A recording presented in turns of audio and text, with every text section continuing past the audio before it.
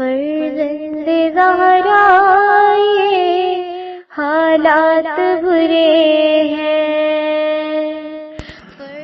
کاشانۂ بصیرت ایک ایسا مکمل یوٹیوب چینل جس پر محروم بصارت کے لیے بالخصوص اور تمام افراد کے لیے بالعموم سینکڑوں کی تعداد میں اسلامی کتب دستیاب ہیں۔ لہذا گزارش ہے کہ آپ اپنی ذمہ داری نبھاتے ہوئے کاشانۂ بصیرت کو سبسکرائب کرنے کے ساتھ ساتھ بیل آئیکن کو پریس کیجیے تاکہ آپ علم کے حصول کے ساتھ ساتھ مذہب اہل بیت کی اشاعت میں بھی اہم کردار ادا کرتے رہیں۔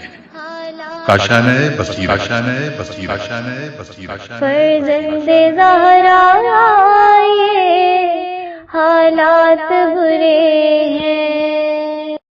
اعوذ باللہ من الشیطان الرجیم، بسم اللہ الرحمن الرحیم۔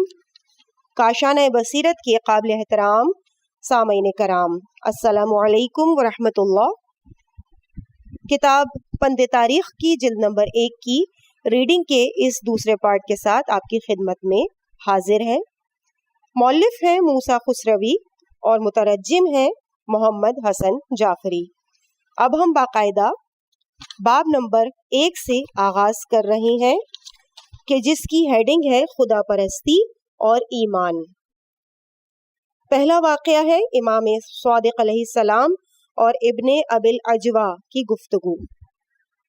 بہار الانوار میں علامہ مجلسی رقم تراز ہیں کہ ہشام ابن الحکم کہتے ہیں کہ میں امام جعفر صادق علیہ السلام کی خدمت میں حاضر ہوا اور کچھ دیر بعد مشہور دہریہ ابن ابی العجوہ امام عالی مقام کی خدمت میں حاضر ہوا۔ اس نے مسائل توحید کے متعلق آپ سے بحث کی۔ آپ نے اس سے فرمایا کہ کیا تیرا کوئی بنانے والا بھی ہے، اور کیا تو کسی صانع کی صفت ہے یا تو غیر مصنوع ہے، یعنی کیا کسی نے تجھے بنا کر اس جہان میں بھیجا ہے یا کسی کے بنائے بغیر تو خود بخود ہی پیدا ہو گیا؟ ابن ابی العجوہ نے کہا کہ مجھے کسی نے نہیں بنایا۔ یہ سن کر آپ علیہ السلام نے فرمایا، اچھا تو یہ بتاؤ کہ اگر تمہیں کسی نے بنایا ہوتا تو پھر تمہاری شکل و صورت، رنگ ڈھنگ کیسا ہوتا، یعنی تمہاری یہ شکل و صورت میں کیا کچھ تبدیلی ہوتی؟ اس دہریے سے اس سوال کا کوئی جواب نہ بن سکا اور شرمندہ ہو کر باہر چلا گیا۔ اگلا واقعہ ہے انسانی اضطرار بھی دلیل خدا ہے۔ علامہ مجلسی بہار الانوار میں لکھتے ہیں کہ ایک شخص نے امام صادق علیہ السلام سے عرض کی کہ مولا، مادہ پرست لوگ مجھ سے وجود خدا کے متعلق بہت جھگڑتے ہیں، آپ وجود خدا کے لیے ایسی محکم دلیل دیں کہ میں ان کو مطمئن کر سکوں۔ آپ نے فرمایا تو کیا کبھی ایسا اتفاق بھی پیش آیا ہے کہ کشتی ڈوبنے کے قریب ہو گئی ہو اور ظاہری طور پر کوئی قوت اسے بچانے کی قدرت نہ رکھتی ہو؟ اس نے کہا جی ہاں، یہ اتفاق بھی ہوا ہے۔ آپ نے فرمایا تو اس مایوسی کے وقت تمہارے دل سے نجات کی بھی کوئی کرن روشن تھی، یعنی تم اس وقت بھی یہ سمجھتے تھے کہ کوئی قوت تمہیں اس طوفان بلا سے بھی نکال سکتی ہے؟ اس نے کہا جی ہاں۔ تو آپ نے فرمایا وہ اللہ کی ذات تھی۔ اگلا واقعہ ہے ابو الحسن علی ابن میثم اور ایک مادہ پرست کی گفتگو۔ علی ابن میثم جو کہ 2 واسطوں کی نسبت سے حضرت میثم تمار کی اولاد تھے اور اپنے زمانے کے انتہائی دانشمند اور بافضیلت انسان تھے، ایک دن وہ مامون الرشید کے وزیر حسن ابن سہل کی مجلس میں گئے تو انہوں نے وہاں دیکھا کہ ایک منکر خدا مادہ پرست صدر مجلس میں ایک بلند و بالا کرسی پر بیٹھا ہوا تھا اور باقی تمام لوگ اس سے پست تر مقام پر بیٹھے تھے، اور وہ شخص اللہ کے وجود کا کھلم کھلا انکار کر رہا تھا اور حاضرین بڑی توجہ سے اس کی باتوں کو سن رہے تھے۔ یہ منظر دیکھ کر علی ابن میثم کو بہت افسوس ہوا اور اس دہریے شخص کی قطع کلامی کرتے ہوئے انہوں نے وزیر کو مخاطب کر کے کہا کہ محترم وزیر، آج آپ کے گھر کے باہر میں نے ایک عجیب منظر دیکھا۔ وزیر نے تعجب سے پوچھا کہ آپ نے کیا دیکھا؟ علی ابن میثم نے کہا کہ میں نے ایک کشتی کو دیکھا جس میں کوئی ملاح نہیں تھا، مگر وہ کشتی کسی ملاح کے مدد کے بغیر خود بخود گھاٹ پر آ کر لگی اور وہاں سے سواریوں کو اپنے اندر سوار کیا۔ پھر چل پڑی اور لوگوں کو آپ کے گھر کے قریب اتارا، اور پھر یہاں سے اس نے سواریاں بٹھائیں اور منزل مقصود کی جانب چل پڑی، اور اس نے وہاں تمام مسافروں کو اتارا۔ وزیر کے جواب دینے سے پہلے وہ مادہ پرست شخص بول اٹھا اور کہا، محترم وزیر، اس شخص کی عقل میں فطور پیدا ہو گیا ہے، یہ شخص دیوانوں کی سی باتیں کر رہا ہے، اور یہ شخص محال اور ممتنع امر کا دعویٰ کر رہا ہے۔ آپ خود سوچیں کہ ناخدا کے بغیر کشتی دریا کا سفر کیسے کر سکتی ہے، اور ملاح کے بغیر اپنی مقصود منزل پر کیوں کر پہنچ سکتی ہے؟ مادہ پرست شخص کی یہ بات سن کر علی ابن میثم نے کہا کہ اے احمق، میں احمق نہیں، تم ہو۔ جب کوئی کشتی ناخدا کے بغیر ایک دریا کو خود بخود عبور نہیں کر سکتی، تو موجودات کا یہ لامتناہی دریا جو تمہیں نظر آتا ہے، اس میں موجودات کس طرح سے سفر کر سکتی ہیں؟ ناخدا کے بغیر تو کشتی نہیں چل سکتی، تو بھلا خدا کے بغیر یہ کائنات کیسے چل سکتی ہے؟ یہ ہزاروں کہکشائیں اور ستارے سیارے اپنے اپنے مدار میں بغیر کسی خالق و مدبر کے کیسے سفر کر رہے ہیں؟ اور تم خود بتاؤ کہ میں نے امر محال کا دعویٰ کیا ہے یا تم نے؟ دہریہ سے یہ اس سوال کا کوئی جواب نہ بن پایا اور سخت شرمندہ ہوا، اور اسے یقین ہو گیا کہ علی ابن میثم نے اسے مغلوب اور لاجواب کرنے کی غرض سے کشتی کی داستان تیار کی ہے۔ چنانچہ وہ شرمندہ ہو کر باہر چلا گیا۔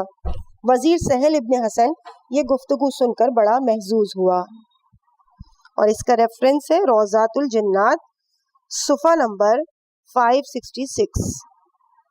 اگلا واقعہ ہے خدا شناس بچہ۔ جب حضرت ابراہیم علیہ السلام کی ولادت باسعادت کا زمانہ قریب آیا تو نجومیوں نے نمرود کو اطلاع دی کہ اس سال ایک ایسا بچہ پیدا ہونے والا ہے جو تیری حکومت کو تباہ و برباد کر دے گا اور تجھے رسوا کر دے گا۔ نمرود نے یہ خبر سن کر حکم دیا کہ اس سال ملک میں جو بھی بچہ پیدا ہو اسے قتل کر دیا جائے۔ حضرت ابراہیم علیہ السلام کی ولادت باسعادت ہوئی تو ان کی والدہ ماجدہ نے نمرود کے سپاہیوں کے خوف سے اپنے لختے جگر کو ایک کپڑے میں لپیٹا اور اسے ایک غار میں لے آئیں۔ بیٹے کو غار میں لٹایا اور غار کے دروازے کو اچھی طرح سے بند کر دیا اور اپنے گھر واپس آ گئیں۔ دوسرے دن انہیں موقع ملا تو غار کے پاس آئیں اور غار کے دروازے کو کھول کر بیٹے کو دیکھا تو انہیں اپنا بیٹا صحیح سالم نظر آیا، اور بچے نے انگوٹھے کو اپنے منہ میں ڈالا ہوا تھا اور اسے چوس رہا تھا، اور قدرت خداوندی سے اس سے دودھ نکل رہا تھا اور بچہ اس سے سیراب ہو رہا تھا۔ بی بی کو جب بھی موقع میسر آتا غار میں آ کے اپنے بچے کو دیکھتی تھیں اور اسے دودھ پلاتی تھیں۔ اسی طرح سے 7 برس کو عرصہ بیت گیا اور ابراہیم علیہ السلام مکمل طور پر فہم و فراست رکھتے تھے۔ ایک دن انہوں نے اپنی والدہ سے پوچھا کہ ہمارا پیدا کرنے والا کون ہے؟ ماں نے کہا کہ نمرود دعویٰ کرتا ہے کہ اس نے ہمیں پیدا کیا ہے۔ ابراہیم علیہ السلام نے ماں سے پوچھا تو پھر نمرود سے یہ پوچھنا چاہیے کہ اسے کس نے پیدا کیا ہے؟ ماں نے جب بیٹے کا یہ استدلال سنا تو سمجھ گئی کہ نمرود کی حکومت کا خاتمہ انہی کے ہاتھوں ہوگا۔ ریفرنس جوامع الحکایات اوفی۔ اگلا واقعہ ہے خدا شناس وزیر۔ ایک بادشاہ کفر و الحاد کی طرف مائل ہو گیا۔ اس بادشاہ کا ایک وزیر توحید پرست تھا اور اسے بادشاہ کی اس حالت پر سخت غصہ آتا تھا اور ہمیشہ یہ سوچتا تھا کہ بادشاہ کو اس کے کفر و ضلالت سے کس طرح نجات دلائی جائے، اور اس مملکت کا یہ دستور تھا کہ ہر سال وزیر اپنے بادشاہ کو ایک مرتبہ کسی صحت افزا مقام پر دعوت دیا کرتا تھا۔ جیسے ہی دعوت کا زمانہ قریب آیا تو وزیر نے بادشاہ سے کہا کہ اس سال میں آپ کو فلاں بے آب و گیا مقام پر دعوت دینا چاہتا ہوں۔ بادشاہ نے کہا کہ وہ جگہ تو رہائش کے قابل نہیں ہے، وہاں نہ تو کوئی عمارت ہے اور نہ ہی کسی قسم کا کوئی سبزہ ہے، ایسی بانجھ زمین پر دعوت اچھی نہیں لگتی۔ وزیر نے کہا جہاں پناہ آپ کو یہ سن کر انتہائی خوشی ہوگی کہ وہاں بہترین چشمے پھوٹ چکے ہیں اور بغیر کسی کے بنانے کے وہاں عالی شان محلات وجود میں آ چکے ہیں۔ یہ سن کر بادشاہ مسکرانے لگا اور وزیر نے کہا کہ کیا تم پاگل ہو گئے ہو؟ یہ بات کسی بھی طرح سے قرین عقل نہیں ہے کہ معمار کے بغیر عمارت تعمیر ہو جائے اور کاشتکار کے بغیر کوئی کھیتی از خود وجود میں آ جائے اور باغبان کے بغیر باغ از خود بن جائے۔ وزیر نے اس موقع سے استفادہ کرتے ہوئے کہا کہ بادشاہ سلامت، جب معمار کے بغیر ایک چھوٹی سی عمارت از خود نہیں بن سکتی اور باغبان کے بغیر باغ وجود میں نہیں آ سکتا، تو یہ ہزاروں عالم، یہ کہکشائیں، یہ چاند و سورج، اتنے بڑے اجرام ارضی اور سماوی بغیر بنانے والے کے از خود کیسے بن سکتے ہیں؟ بادشاہ نے جب یہ گفتگو سنی تو اسے اپنی فکر غلط نظر آئی اور خدا کے وجود کا اعتراف کر لیا۔ اگلا واقعہ ہے خدا شناس بڑھیا۔ ایک مرتبہ حضرت امیر المومنین علیہ الصلاۃ والسلام اپنے پیروکاروں کی ایک جماعت کے ساتھ کہیں جا رہے تھے۔ راستے میں انہیں ایک بڑھیا نظر آئی جو چرخے پر سوت کاٹ رہی تھی۔ امیر المومنین علیہ السلام نے اس بڑھیا سے پوچھا، لماذ عرفت ربک، تو نے اپنے رب کو کیسے پہچانا؟ یہ سن کر بڑھیا نے چرخے سے ہاتھ اٹھا لیا۔ چند ہی ثانیوں میں چرخہ رک گیا۔ بڑھیا نے کہا کہ میں نے اپنے رب کو اس چرخے کی وجہ سے پہچانا۔ یہ چھوٹا سا چرخہ اپنی حرکت کے لیے میرا محتاج ہے۔ اگر میں ہاتھ اٹھا لوں تو یہ چرخہ رک جاتا ہے، تو جب ایک چرخہ کسی محرک کے بغیر حرکت نہیں کر سکتا تو یہ عظیم اجرام فلکی کسی پیدا کرنے والے محرک کے بغیر کیسے حرکت کر سکتے ہیں؟ ان اجرام کی حرکت ہمیشہ ایک ہی اندازے کے تحت ہوتی ہے۔ سورج اور چاند ہمیشہ اپنے اپنے وقت پر ہی طلوع اور غروب کرتے ہیں۔ اس سے میں نے یہ سمجھا کہ اس کائنات کا ایک رب ہے جو کہ بڑا ہی صاحب حکمت ہے۔ حضرت علی علیہ السلام نے اپنے پیروکاروں کی طرف رخ کیا اور فرمایا، علیکم بدین العجائز، تمہیں اس بوڑھی عورتوں کی طرح خدا کو پہچاننا چاہیے۔ اگلا واقعہ ہے ہر موجود کی زندگی وجود خدا کی دلیل ہے۔ ایک سیاح کسی جنگل سے گزر رہا تھا۔ اس نے دیکھا کہ درخت پر کسی چڑیا کا گھونسلہ ہے اور وہ چڑیا بڑی مضطرب ہے اور اضطراب میں چوں چوں کر رہی ہے۔ اس کی آواز سن کر سیاح کو یقین ہو گیا کہ اس وقت اس چڑیا کو کوئی خطرہ درپیش ہے جس کی وجہ سے یہ وحشت زدہ ہو چکی ہے۔ چنانچہ سیاح نے درخت کو غور سے دیکھا تو اسے نظر آیا کہ ایک سیاہ سانپ درخت پر چڑھ رہا ہے۔ اب اسے سمجھ آئی کہ چڑیا بیچاری اس لیے واویلا کر رہی ہے کہ یہ سانپ گھونسلے سے اس کے بچوں کو کھا جائے گا۔ اسی اثنا میں سیاح نے دیکھا کہ چڑیا تیزی سے ایک اور درخت کی طرف گئی۔ وہاں سے اس نے پتے کاٹے اور اپنے گھونسلے کے گرد اگردان کو رکھ دیا۔ بعد ازاں ایک اور شاخ پر بیٹھ گئی۔ سیاح اس منظر کو بڑی دلچسپی سے دیکھنے لگا۔ اس نے دیکھا کہ سیاہ سانپ درخت پر چڑھا اس گھونسلے کی طرف لپکا، لیکن جب اس نے وہ پتے دیکھے تو گھونسلے سے دور ہو گیا اور واپس چلا گیا۔ سیاح کو یقین ہو گیا کہ چڑیا نے جو پتے اپنے گھونسلے کے ارد گرد پھیلائے تھے وہ سانپ کے لیے زہر قاتل تھے، اسی لیے سانپ نے اپنی عافیت اسی میں جانی کہ وہ گھونسلے سے دور ہو جائے۔ تو ان چھوٹے جانوروں کو جڑی بوٹیوں کے پتوں کی تاثیر کا علم کس نے الہام کیا؟ ان چیزوں کو دیکھ کر صاحب عقل یہی فیصلہ کرے گا کہ کائنات کے ہر موجود کی زندگی وجود خدا کی دلیل ہے۔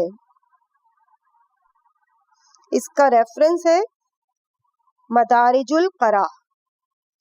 اگلا واقعہ ہے ایمان ہمیشہ خالص ہونا چاہیے۔ حضرت سلیمان علیہ السلام کسی مقام سے گزر رہے تھے کہ انہوں نے ایک نر چیونٹے کو اپنی مادہ سے کہتے ہوئے سنا کہ تو مجھ سے آخر اتنی دور کیوں رہتی ہے، حالانکہ میں اتنا طاقتور ہوں، اگر چاہوں تو سلیمان کے تخت کو تباہ کر کے دریاؤں میں پھینک دوں۔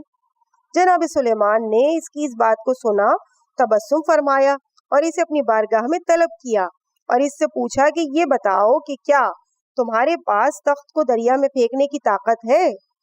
چیوٹے نے جواب دیا کہ بالکل نہیں، میری طاقت تو آپ کو معلوم ہے، لیکن نر کو چاہیے کہ اپنی مادہ کو مرعوب کرنے کے لیے اس طرح کی گفتگو ضرور کرے تاکہ مادہ اس سے مرعوب رہ سکے۔ اور دوسری بات یہ کہ عاشق ہمیشہ مجبور ہوتا ہے اور عاشق کو قابل ملامت نہیں سمجھنا چاہیے۔ اس کے بعد حضرت سلیمان علیہ السلام نے مادہ چیونٹی سے فرمایا کہ تو اپنے شوہر کی اطاعت کیوں نہیں کرتی جبکہ وہ تجھے بے تحاشا چاہتا ہے؟ مادہ چیونٹی نے کہا، یہ اپنے دعوائے عشق میں جھوٹا ہے، یہ مجھ سے عشق و محبت کا دعویٰ تو کرتا ہے لیکن دوسروں کی محبت بھی اس کے دل میں موجود ہے۔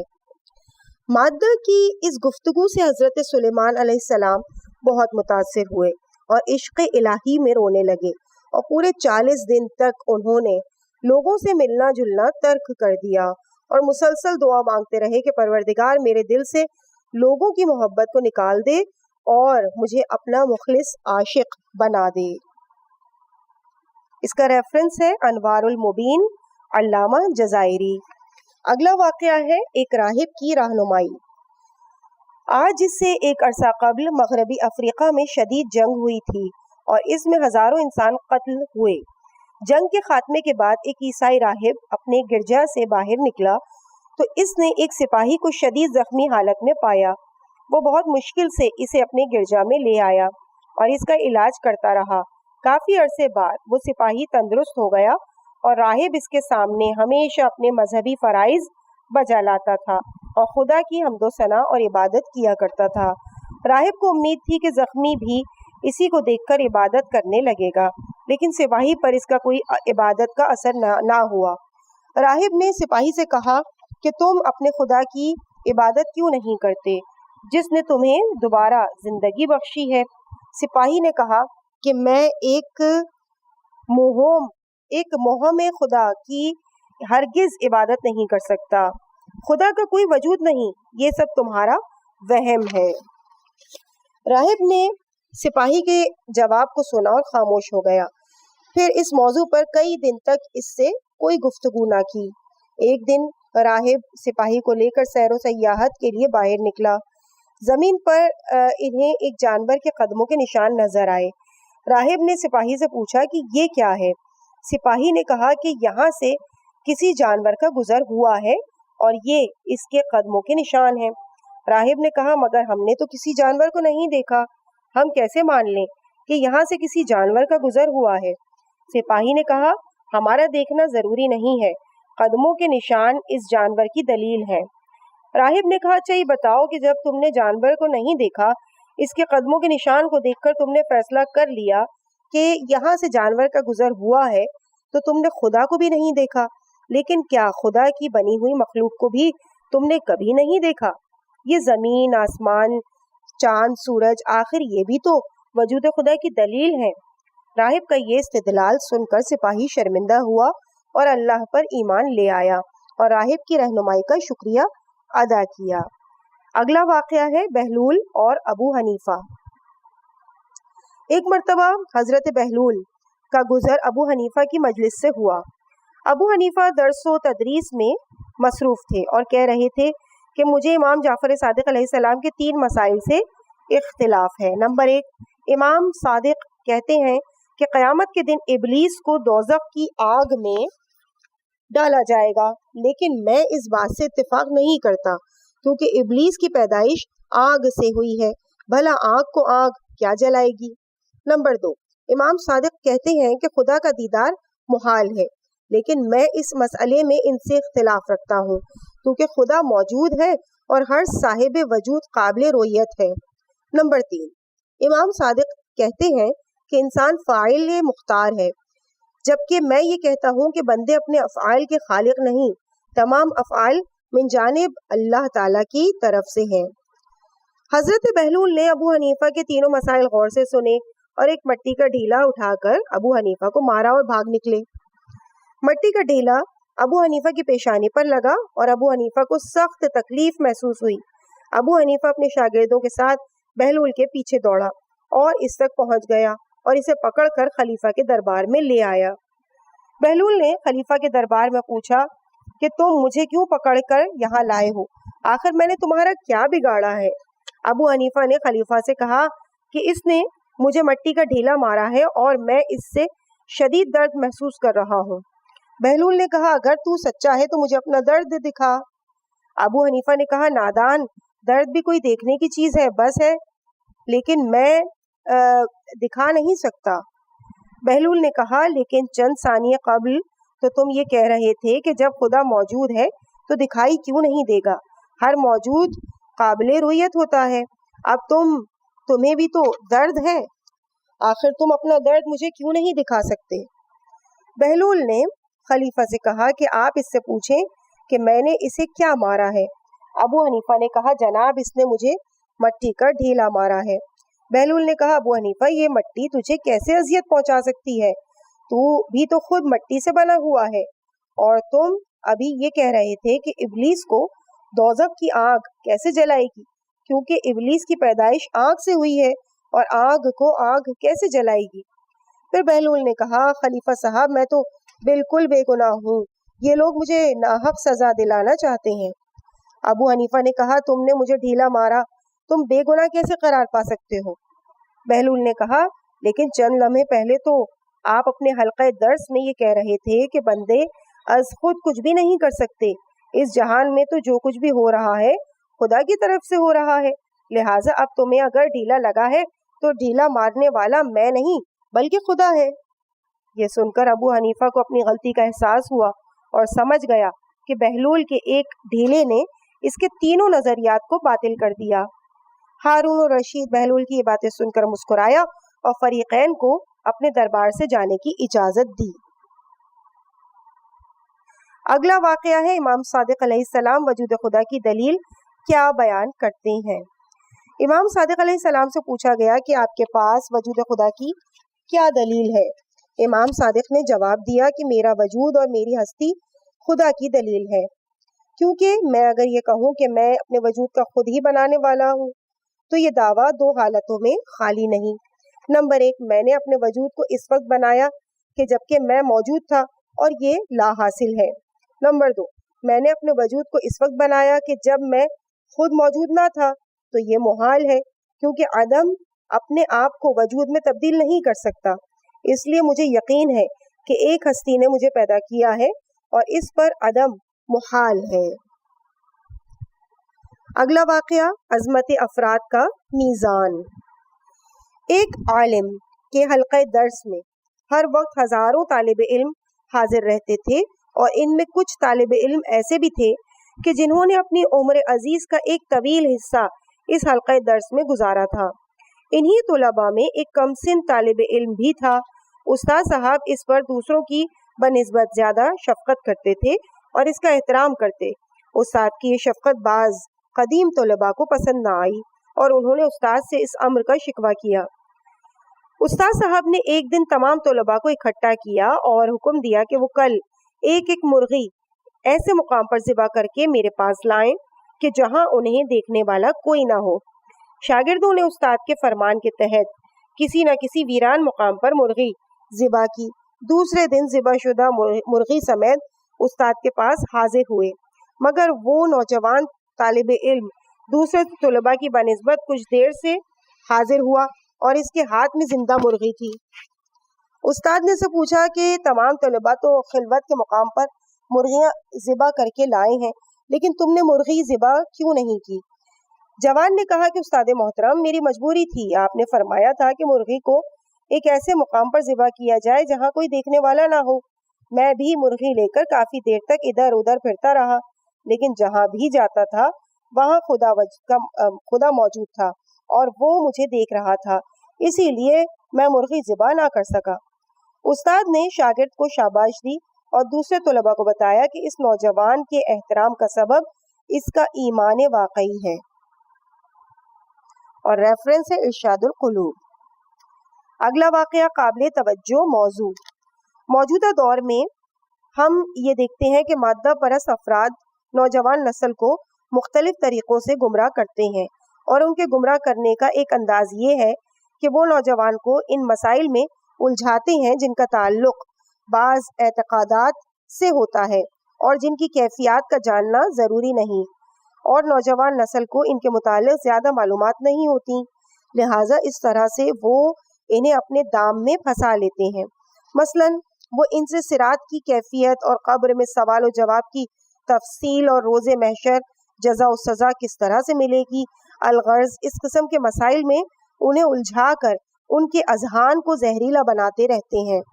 اسی طرح میں نے یہ ضرورت محسوس کی کہ باپ کے خاتمے پر حضرت عبدالعظیم حسنی کی روایت پیش کی جائے تاکہ ہماری نوجوان نسل کو معلوم ہو کہ ہمارے اعتقادات کیسے ہونے چاہیے۔ ہیڈنگ: حضرت عبدالعظیم حسنی اپنا عقیدہ سناتے ہیں۔ شیخ صدوق علیہ الرحمہ نے مستقل اسناد سے روایت کی ہے کہ شہزادہ عبدالعظیم حسنی کہتے ہیں کہ میں امام دہم جناب علی نقی علیہ الصلوۃ والسلام کی خدمت میں حاضر ہوا۔ امام عالی مقام نے مجھے خوش آمدید کہا اور فرمایا کہ ابو القاسم خوش آمدید، بے شک تم ہمارے دوست ہو۔ میں نے عرض کی فرزند رسول، میں چاہتا ہوں کہ میں اپنا دین آپ کے سامنے پیش کروں، اگر وہ درست ہے تو میں اس پر تعدم مرگ ثابت قدم رہنا چاہتا ہوں۔ امام علی نقی علیہ السلام نے فرمایا کہ تم اپنا اعتقاد بیان کرو۔ میں نے کہا کہ میرا اعتقاد یہ ہے کہ اللہ تعالیٰ ایک ہے، اس کی کوئی مثل و نظیر نہیں ہے۔ میں ذات باری تعالیٰ کو حد ابطال و تشبیہ سے منزہ مانتا ہوں، اور میں یہ اعتقاد رکھتا ہوں کہ ذات باری تعالیٰ نہ تو جسم ہے اور نہ صورت، نہ عرض ہے اور نہ جوہر، بلکہ وہ تمام اجسام کو خلعت وجود دینے والا ہے اور تمام صورتوں کا بنانے والا ہے، اعراض و جواہر کا خالق ہے اور ہر چیز کو پالنے والا اور تمام اشیاء کا مالک اور موجد ہے۔ اور میں یہ اعتقاد رکھتا ہوں کہ حضرت محمد مصطفیٰ صلی اللہ علیہ وآلہ وسلم اللہ کے عبد اور اس کے رسول ہیں، اور آپ خاتم الانبیاء ہیں۔ آپ کے بعد قیامت تک کوئی نبی مبعوث نہ ہوگا، اور آپ کی شریعت پر تمام ادیان و شرائع کا خاتمہ ہو چکا ہے، اور قیامت تک کوئی نئی شریعت نہیں آئے گی۔ اور جناب رسول خدا صلی اللہ علیہ وآلہ وسلم کے بعد ان کا جانشین اور ولی الامر اور امت کا امام امیر المومنین علی ابن ابی طالب علیہ الصلوۃ والسلام ہے۔ ان کے بعد حسن علیہ السلام امام ہیں، پھر امام حسین علیہ السلام ہیں، اور ان کے بعد علی ابن الحسین زین العابدین علیہ السلام ہیں، اور پھر امام محمد باقر علیہ السلام، پھر امام جعفر صادق علیہ السلام، پھر امام علی ابن موسیٰ الرضا علیہ السلام، اس کے بعد حضرت محمد ابن علی جواد الائمہ، اور پھر آپ علیہ السلام میرے امام ہیں۔ یہ سن کر امام علی نقی علیہ السلام نے فرمایا، میرے بعد میرا بیٹا حسن ابن علی امام ہوگا۔ پھر فرمایا، میرے بیٹے کے بعد ان کے جانشین کے زمانے میں لوگوں کا کیا حال ہوگا؟ میں نے عرض کی، فرزند رسول وہ کس لیے؟ امام علی نقی علیہ السلام نے فرمایا، اس لیے کہ وہ نگاہوں سے اوجھل ہوگا اور ان کے ظاہر ہونے تک ان کا نام لینا حرام ہے۔ وہ دنیا کو عدل و انصاف سے آ کر پر کرے گا جیسا کہ وہ ظلم وجود سے پر ہوگی۔ میں نے کہا کہ میں ان کی امامت کا بھی اقرار کرتا ہوں، اور میرا یہ اعتقاد ہے کہ آپ کا دوست خدا کا دوست ہے، اور آپ کا دشمن خدا کا دشمن ہے، اور آپ کی اتباع اللہ کی اتباع ہے، اور آپ کا مخالف خدا کا مخالف ہے۔ علاوہ ازیں میں معراج کا قائل ہوں، سوال قبر، بہشت و دوزخ اور صراط و میزان کا اقرار کرتا ہوں کہ یہ تمام چیزیں حق ہیں، اور قیامت کا دن آئے گا، اس کے وقوع میں کوئی شک نہیں، اور اللہ تمام قبر والوں کو زندہ کرے گا۔ آپ کی ولایت و امامت کے اعتقاد کے بعد میں نماز، روزہ، زکوٰۃ اور حج اور جہاد اور امر بالمعروف اور نہی عن المنکر کو واجب جانتا ہوں۔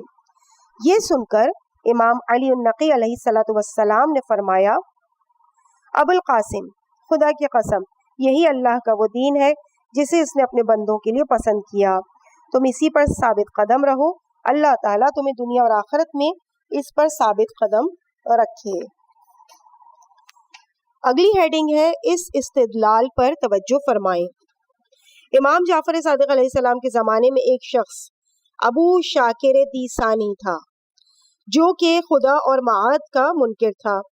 ایک دن وہ امام صادق علیہ السلام کی خدمت میں آیا اور کہا، جعفر ابن محمد، مجھے اپنے پروردگار کی طرف واضح دلیل و برہان سے رہنمائی فرمائیں۔ یہ سوال کر کے امام عالی مقام کی مجلس میں یہ شخص بیٹھا ہی تھا کہ اتنے میں گھر سے ایک بچہ برآمد ہوا۔ اس کے ہاتھ میں مرغی کا ایک انڈا تھا۔ امام علیہ السلام نے بچے سے وہ انڈا لیا اور دیسانی کو دکھایا اور فرمایا کہ اس مرغی کے انڈے کو غور سے دیکھو، یہ ایک مضبوط قلعے کی طرح سے محکم ہے اور اس کے تمام اطراف اچھی طرح سے بند ہیں اور اس کے اطراف کو ضخیم پوست سے مستحکم کر دیا گیا ہے۔ باہر سے کوئی چیز اس میں داخل نہیں ہو سکتی اور اس کے سخت چھلکے کے نیچے ایک باریک چھلکا بنا دیا گیا ہے اور اس میں انڈے کی مائع سفیدی ہے اور اس سفیدی کے عین درمیان میں زردی ہے۔ سفیدی اور زردی کے درمیان کوئی رکاوٹ اور کوئی حد فاصل نہیں ہے۔ اس کے باوجود زردی سفیدی میں نہیں ملتی اور سفیدی زردی میں داخل نہیں ہوتی۔ تو کیا تم بتا سکتے ہو کہ وہ کون سی ذات ہے کہ جس نے ان دو رنگوں کو ملنے سے علیحدہ رکھا؟ انڈے کے اندر بچے کی شکل و صورت بنتی رہی جس کے متعلق تمہیں کوئی علم نہیں ہے کہ انڈے سے برآمد ہونے والا بچہ نر ہوگا یا مادہ۔ اپنے وقت کے مطابق وہی انڈا شگافتہ ہوا اور اس سے رنگ و صورت سے مزین بچہ برآمد ہوا۔ دیسانی، تمہارا کیا خیال ہے؟ یہ سب کچھ کسی مدبر اور حکیم کی کاریگری ہے یا صرف اتفاق سے ہی ایسا ہو رہا ہے؟ ابو شاکر نے کچھ دیر کے لیے سر جھکا لیا اور غور و فکر کرتا رہا اور اس کے بعد اس نے سر بلند کیا اور کہا، اشہد اللہ الہ الا اللہ وحدہ لا شریک لہ، میں گواہی دیتا ہوں کہ اللہ کے سوا کوئی عبادت کے لائق نہیں ہے اور وہ وحدہ لا شریک ہے، اور میں گواہی دیتا ہوں کہ محمد صلی اللہ علیہ وآلہ وسلم اللہ کے بندے اور رسول ہیں، اور میں گواہی دیتا ہوں کہ آپ امام ہیں اور خلق خدا پر حجت ہیں، اور میں اپنے سابقہ نظریات سے توبہ کرتا ہوں۔ اس کا ریفرنس ہے احتجاج تبرسی صفحہ نمبر 171۔ عزیز سامعین، یہاں پہ واقعات کا جو کہ باب نمبر 1 کے ہیں ان کا اختتام ہو گیا اور آخر میں ہیڈنگ ہے چند روایات۔ دعلب یمانی نے امیر المومنین علیہ السلام سے پوچھا، آپ نے اپنے رب کو کیسے پہچانا؟ آپ نے فرمایا، ارادوں کے ٹوٹنے اور ہمتوں کے ختم ہونے سے میں نے اپنے رب کو پہچانا، کیونکہ میں نے کسی چیز کے لیے کوشش کی تو میرے اور میری کوشش کے درمیان کوئی چیز حائل ہو گئی، اور میں نے کسی امر کے لیے عزم مصمم کیا لیکن قضا میرے عزم اور ارادے میں حائل ہو گئی۔ اسی سے میں نے یہ جانا کہ میں زندگی اور موت کی تدبیر کرنے والا میرے علاوہ کوئی اور ہے۔ ایک شخص نے امام جعفر صادق علیہ السلام سے پوچھا، آپ کس چیز کی عبادت کرتے ہیں؟ آپ علیہ السلام نے فرمایا، اللہ کی۔ اس شخص نے پوچھا، تو کیا آپ نے اسے دیکھا ہے؟ آپ نے فرمایا، آنکھیں مشاہدے کے ذریعے سے اسے نہیں دیکھ پاتی، دل حقیقت ایمان کی وجہ سے اسے دیکھتے ہیں۔ موجودات سے قیاس کر کے اس کو پہچانا نہیں جا سکتا اور نہ ہی لوگوں سے اس کی تشبیہ دی جا سکتی ہے۔ آثار و علامات سے اس کی طرف رہنمائی ہوتی ہے۔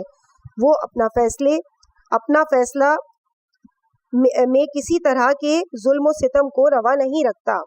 وہی میرا پروردگار ہے، اس کے علاوہ کوئی عبادت کے لائق نہیں، اس پر میرا بھروسہ ہے اور اسی کی جانب میں توجہ کرتا ہوں۔ اثبات الہدا صفحہ نمبر 112، محمد ابن حسن حر عاملی۔ امام علی رضا علیہ السلام کے متعلق منقول ہے کہ آپ نے سجدہ کیا اور پھر فرمایا، خدا تو پاک و منزہ ہے، خدایا ان لوگوں نے نہ تو تجھے پہچانا اور نہ ہی تیری توحید کا انہوں نے اقرار کیا، اسی لیے کہ انہوں نے جو ان کے دل میں آیا ان صفات سے تجھے منصف کیا، اور خدایا اگر وہ تجھے پہچانتے ہوتے تو وہ تیرا وہی وصف بیان کرتے جو تو نے خود ہی اپنا وصف بیان کیا ہے۔ خدایا میں تیرا وہی وصف بیان کرتا ہوں جو تو نے خود اپنا وصف بیان کیا ہے۔ پھر فرمایا اے محمد، راوی حدیث کا نام یعنی یہ جو ہے نام راوی حدیث کا ہے کہ جس وصف کے قرآن و سنت گواہی دیں ہم اس کے قائل ہیں۔ محمد ابن عبید کہتا ہے کہ میں امام علی رضا علیہ السلام کی خدمت میں حاضر ہوا۔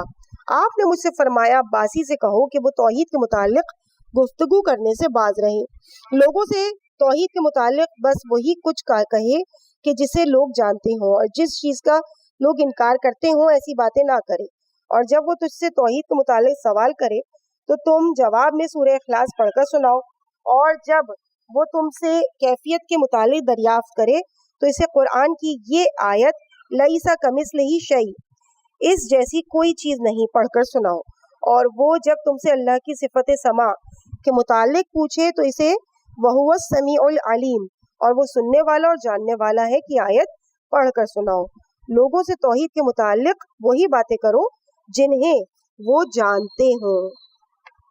عزیز سامعین، اور اسی کے ساتھ یہاں پر باب اول کا اختتام ہوا، اور اس کے بعد انشاءاللہ اگلے پارٹ میں ہم آپ کے سامنے باب دوم پیش کریں گے جس کی ہیڈنگ ہوگی ریا، کفر و شرک کی مخفی صورت۔